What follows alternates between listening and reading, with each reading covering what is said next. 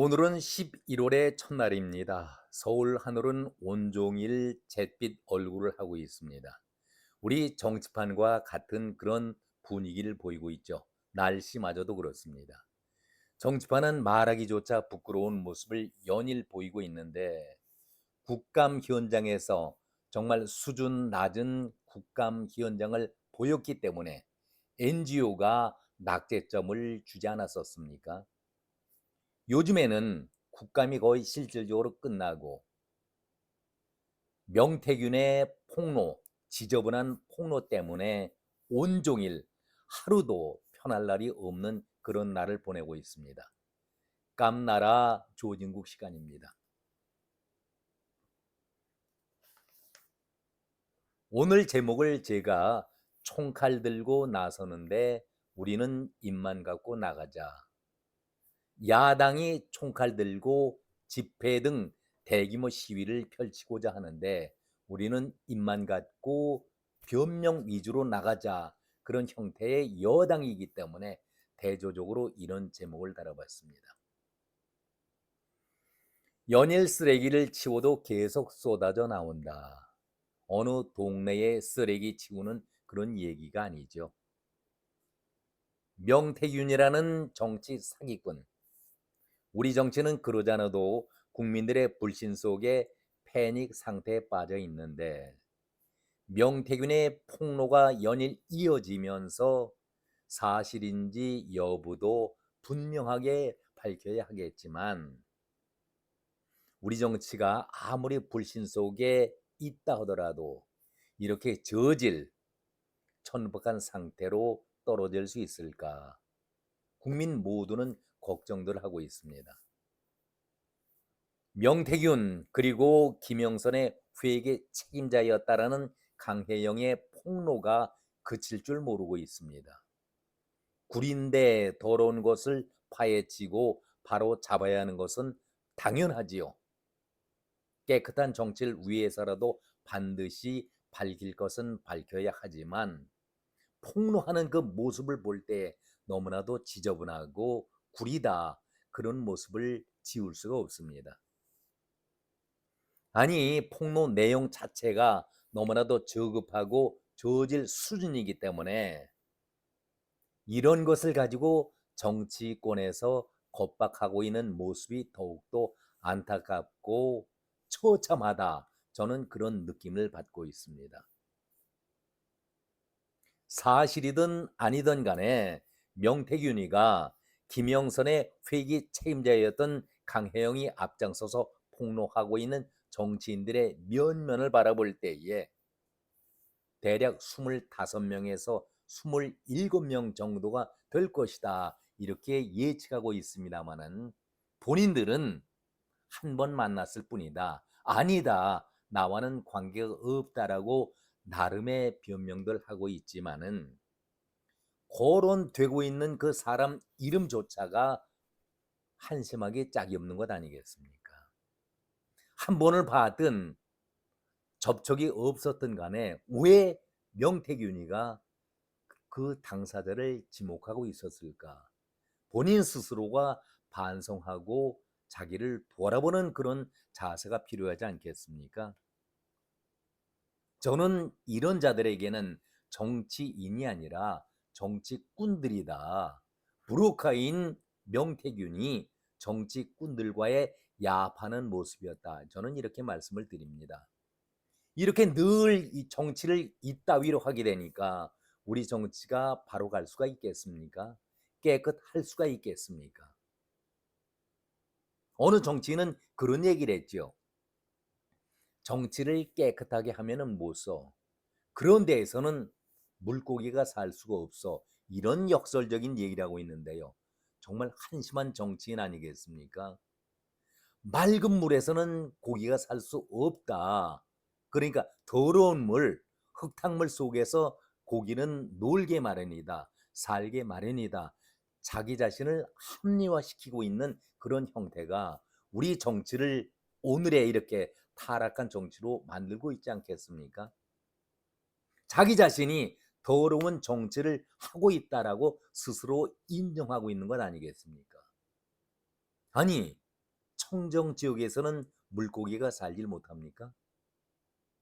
청정 지역 맑고 깨끗한 곳에 사는 물고기는 그 물처럼 깨끗한 물고기 아니겠습니까? 어떻게 정치인이 탕류 속에서 정치를 하는 것이 올바른 정치라고 얘기를 할 수가 있겠습니까? 이제는 이런 정치인들을 다 정리해야 된다. 쓰레기 정리하듯이 다 정리해야 한다라는 생각을 갖게 됩니다. 그래야 명태균과 같은 그러한 정치 브로커들이 다시는 우리 곁에 나타나지 않는다. 저는 그런 생각을 가져봅니다. 이번에 직간접적으로 거론됐던 사람들, 홍준표, 오세훈, 그리고 김종인, 이준석들, 본인은 아니라고 얘기하고 있지만 일단 거론이 되고 있는 사람들 부끄러워해야 되는 것 아니겠습니까?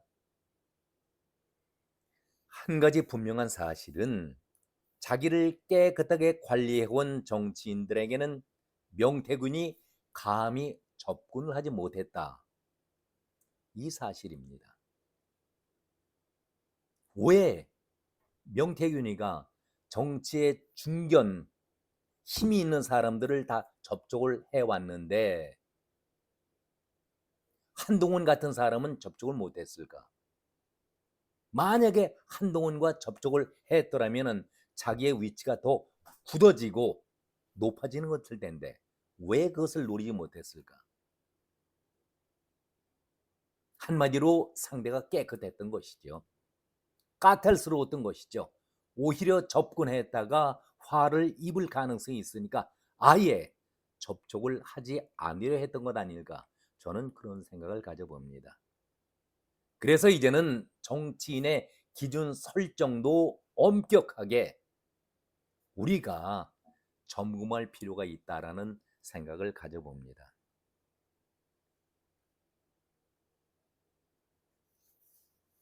오늘 민주당에서는 아주 요란한 그런 모임이 있었습니다. 비상회의 현역 국회의원과 지역위원장들을 포함해서 대규모 모임을 가졌었습니다. 여기서 난상 토론이 일어나면서 또 듣기에 거북한 소리까지 나왔던 것도 사실 아니겠습니까? 왜? 바로 어제지요. 윤석열 대통령과 정치 브로커 명태균이 통화 내용이 밝혀진 사실이 정치권을 발칵 뒤집은 거 아니겠습니까? 대통령실에서는 그런 사실이 없다라고 계속 부인을 해왔었는데 이것이 거짓 해명이었다라고 야당 쪽에서 총 공세를 퍼붓고 있는 것 아니겠습니까? 그래서 오늘 지역위원장, 국회의원 비상 연석회의를 열었었는데 그리고 또 내일 토요일 김건희 국정농단 규탄 범국민 대회를 앞두고 결의를 다짐은 하는 그런 자리였는데 여기에서 대통령의 임기 단축을 위한 개헌 카드까지도 거론을 했다는 얘기입니다.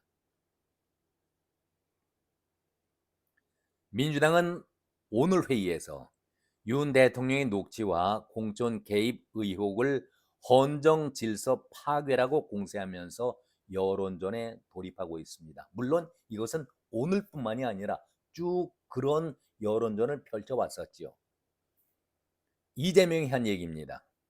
상황이 너무 심각하고 이 심각한 상황에서도 국민 지지 회복을 위한 노력을 하는 것이 아니라 국민이 뭐라고 하든 지지하든 지지하지 않든 간에 내 갈 길을 가겠다는 것은 독재자의 태도가 아니겠는가.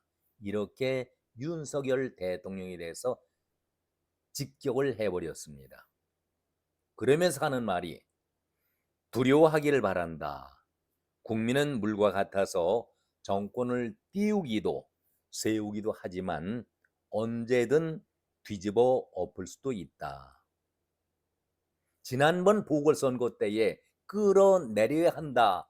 탄핵에 대한 암시를 하면서도 자기는 그런 말 한 적이 없었다 했는데 오늘 또다시 국민은 물과 같아서 정권을 띄우기도 세우기도 하지만 언제든지 뒤집어 엎을 수도 있다. 이 말이 무슨 말이겠습니까? 박찬대가 또 이어서 한 말입니다. 대통령실이 해명하면은 할수록 거짓말만 쌓인다. 공개된 육성에 대해서 당사자인 윤 대통령이 직접 해명하고 합당한 책임을 져야 한다. 김민석, 비상 상황으로 불법과 허위의 시궁창을 기어 권력을 찬탈한 김건희, 윤석열의 쿠데타를 막아야 한다. 결국 자기가 주장했던 그 쿠데타가 군 힘이 아니라 그러면 김건희, 윤석열의 쿠데타라는 얘기였었습니까? 참 기가 막힌 궤변 아니겠습니까? 저는 이것이 윤석열 정부가 잘했다라고 편드는 것이 아니라 말 장난을 하고 있는 이 정치인들의 행태를 지적하고 싶은 것입니다. 그러면서 김민석은 국회만으로는 안 된다. 모여달라. 포악한 이단 무신 정권을 끝내야 한다. 무시무시한 말을 쏟아내고 있습니다. 이현주가 또 한마디 하지요. 대통령의 헌정 문란에 국민적 신뢰를 완전히 상실했다. 하루라도 빨리 국정에서 손을 떼라. 전현희, 거짓말로 하야한 닉슨 워터게이트 사건을 떠올릴 필요조차 없이 거짓말한 대통령은 공직자로서 기본 자격 미달이다. 그러면서 송순호 최고 또다시 탄핵이라는 헌정사의 불상사를 막을 수 있는 것은 윤석열 대통령이 대통령직에서 물러나는 것이다. 하야는 죄가 아니다. 하야가 답이다. 빠르면 빠를수록 좋다. 또다시 대통령의 하야를 촉구하는 공개 발언을 최고위에서 했습니다. 지난달 최고위원회에서도 윤 대통령의 하야를 촉구한 바 있었는데 글쎄요. 당연히 민주당으로서는 야당으로서는 정부 여당을 공격하는 것 있을 수 있는 얘기지요. 그런데 분명한 것은 윤석열 정부의 위기이자 최악인 것은 분명합니다. 그렇다고 이재명이 총공세를 펼치지만 박근혜 탄핵처럼 야당의 천재 일우의 기회가 모두 돌아갈까? 저는 그렇게 생각은 하지 않습니다. 윤석열 정부의 무능과 무기력함을 지적하고 있지요. 옳은 지적일 수도 있습니다. 그러나 이재명이 안고 있는 사법 리스크, 역대 어느 야당 지도자에게 볼 수 없는 최악의 상태 아니겠습니까? 이걸 이재명의 말처럼 윤 대통령이 두려워하길 바란다라고 남의 일처럼 치부하기에는 이재명 본인이 안고 있는 리스크는 윤석열 대통령 못지않게 엄청난 리스크 아니겠습니까? 바로 보름을 앞두고 있는 선거일, 이재명에게 1차 선거지만은 어떤 선고가 내려질지 그 운명과도 직결되는 것 아니겠습니까? 윤 대통령에게 두려워하길 바란다 이런 주문을 하기보다는 본인 자신도 이런 말을 하기에 앞서서 국민들을 두려워하길 바란다는 얘기를 전하고 싶습니다. 이런 상태에서 내일 비상회의와 함께 범국민 운동을 펼치면서 여론전과 함께 대규모 장외 집회를 펼치겠다라고 공언을 했으니까 그 파괴력이 얼마나 될 것인지 우리는 지켜볼 필요는 있다. 그런 생각을 가져봅니다. 많은 사람들이 한동훈이 정치에 데뷔했을 때에 엊그제 100일 기자회견도 가졌었습니다마는 정치의 개혁과 변화, 깨끗한 정치를 표방했을 때에 기존 지금 명태균에 거론되고 있는 사람들 거의 모두가 한결같은 소리가 한동훈은 정치 초짜다. 이렇게 비아냥거렸습니다. 조롱을 했습니다. 그런데 저는 한동훈을 추켜 세우기 위해서 편을 들기 위해서 하는 얘기가 아니라 우리 정치에 있어서는 지금 정치 구단이 필요한 것이 아니죠. 국민들이 바라고 있는 것은 깨끗한 정치인, 단 하루의 경력이라도 경험이 비록 없다 할지라도 바른 생각을 가진 바른 정치인을 절대적으로 필요로 하고 있는 것 아니겠습니까? 오늘 민주당은 어제 대통령과 명태균의 통화를 빌미로 해서 비상회의도 소집하고 내일 대규모 집회를 연다고 하지만 글쎄요, 이재명 본인 마음은 그렇게 흔쾌하게 편할까요? 저는 그렇다고 생각을 하지 않습니다. 물론 민주당으로 볼 때에는 정부 여당의 악재가 분명히 좋은 소재이고 그리고 좋은 안주거리는 될 수가 있겠죠. 내일이 주말입니다. 몇 시간 남지 않았죠. 하늘이 준 기회다. 천재 이루라고 생각할지 모르겠지만은 죽자 살자라고 민주당은 힘을 다해서 내일 장외 집회를 펼칠 텐데 여당의 입장에서는 대응 전략이 너무나도 약하다. 남은 총칼을 들고 그대로 서울 시내를 그대로 장악하겠다고 하는데 입만 갖고 야당을 대응할 수가 있겠는가 하는 그런 아쉬움도 가져봅니다. 정말 답답합니다.